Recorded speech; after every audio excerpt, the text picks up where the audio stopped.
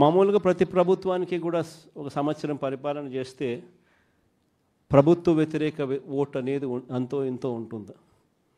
అది మామూలుగా సంవత్సరం పరిపాలన చేసిన పార్టీకి ఈ లెవెల్లో మామూలుగా ఎక్కడైనా ఉంటే, చంద్రబాబు నాయుడు గారి పరిపాలన చేస్తామని తెలుగుదేశం పార్టీకి మాత్రం ఈ సంవత్సర కాలంలోనే ఇక్కడ ఉంది.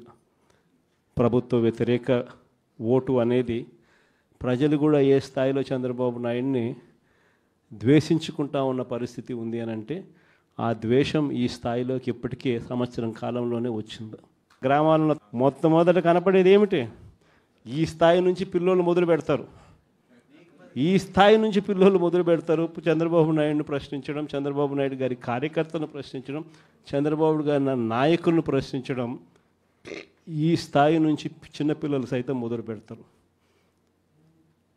నా 15,000 సంగతి ఏమిటి అని ఈ స్థాయి నుంచి పిల్లోళ్ళు మొదలు పెడతారు.